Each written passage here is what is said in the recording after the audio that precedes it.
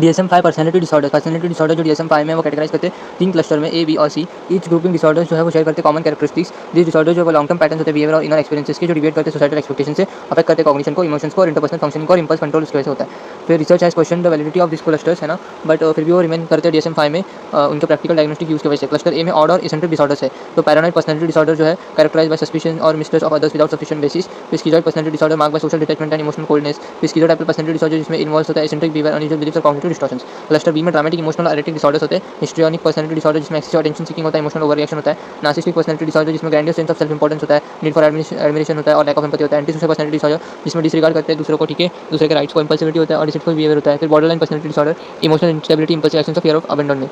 फिर cluster C में क्या है, एंग्शियस और फियरफुल डिसऑर्डर जिसमें अबंडेंट पर्सनैलिटी डिसऑर्डर देखा गया है। Extreme sensitivity to criticism, social innovation और low self esteem. Dependent personality disorder जिसमें रिलायंस होता है दूसरे के ऊपर और डिफिकल्टी होती है डिसीजंस में। फिर ऑब्सेसिव कंपल्सिव पर्सनैलिटी डिसऑर्डर में क्या है, परफेक्शनिज्म, रिजिडिटी और प्रीऑक्यूपेशन with control, distinct from OCD, है ना, ओसीडी से अलग है। अप्रॉक्सिमेटली 10 से 12% लोगों को ये क्राइटेरिया अगर मिलता है एटलीस्ट 1 पर्सनैलिटी डिसऑर्डर में, जो क्लस्टर सी में है, बीइंग द मोस्ट कॉमन है, और क्लस्टर ए जो है उसके बाद, और फिर क्लस्टर बी लास्ट में, ठीक है। नोट जो माइनर फॉर्मेट में मिल जाएंगे, और मैं इधर शॉर्ट्स में लिंक नहीं हो पा रहा है, मैंने अगर स्टैंड फोर्स वाली वीडियो नीचे डिस्क्रिप्शन में दिया हुआ है, ठीक है। और आप वीडियो अच्छी लगी तो लाइक कीजिएगा, कमेंट कीजिएगा, शेयर कीजिएगा, सब्सक्राइब कीजिएगा। Thank you.